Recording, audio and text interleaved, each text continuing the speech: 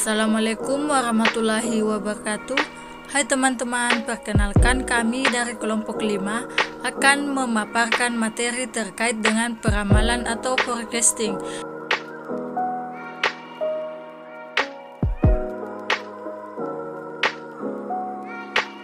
Definisi peramalan atau forecasting.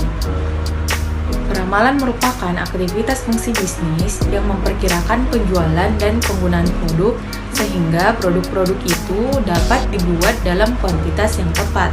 Sebagai contoh, seperti meramalkan tingkat permintaan suatu produk atau peramalan terhadap harga daging sapi di masa lebaran dan lain sebagainya. Fungsi peramalan atau forecasting. Fungsi peramalan atau forecasting terlihat pada saat pengambilan keputusan.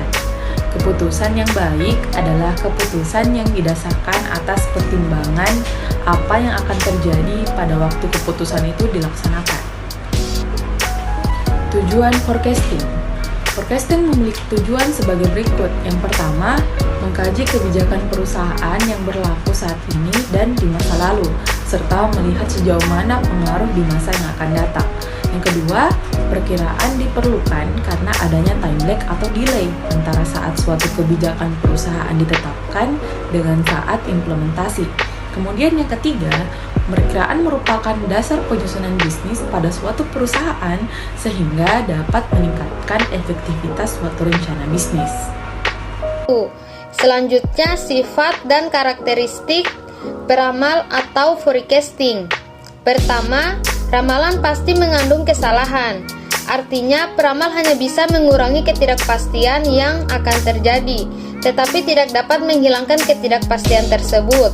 Kedua, peramal seharusnya memberikan informasi tentang beberapa ukuran kesalahan. Artinya, karena peramal pasti mengandung kesalahan, maka penting bagi peramal untuk menginformasikan seberapa besar kesalahan yang mungkin terjadi. Yang ketiga, peramal jangka pendek lebih akurat dibandingkan peramal jangka panjang. Hal ini disebabkan karena peramal jangka pendek. Adapun faktor yang mempengaruhi permintaan relatif masih konstan, sedangkan masih panjang periode peramal. Maka semakin besar pula kemungkinan terjadinya perubahan faktor-faktor yang mempengaruhi permintaan. Materi selanjutnya akan dibacakan oleh Nur Azizah. Langkah peramalan atau forecasting. Secara garis besar, terdapat 3 langkah utama dalam melakukan peramalan. 1. Menganalisis data yang lalu. Tahap ini berguna untuk pola yang terjadi pada masa yang lalu. Analisis ini dilakukan dengan cara membuat tabulasi dari data yang lalu sehingga dapat diketahui pola dari data tersebut. 2. Menentukan metode yang dipergunakan. Masing-masing metode akan memberikan hasil peramalan yang berbeda. Metode peramalan yang baik adalah metode yang memberikan hasil ramalan yang tidak jauh berbeda dengan kenyataan yang terjadi atau penyimpangan yang paling kecil.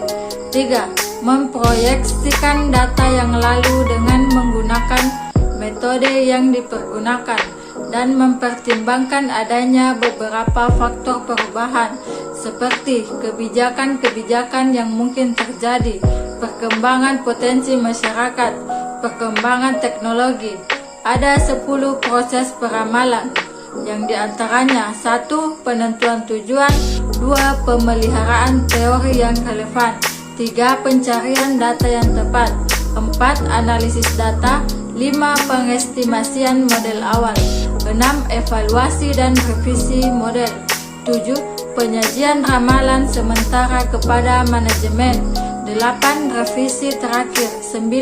Pendistribusian hasil peramalan, 10. Penetapan langkah pemantauan.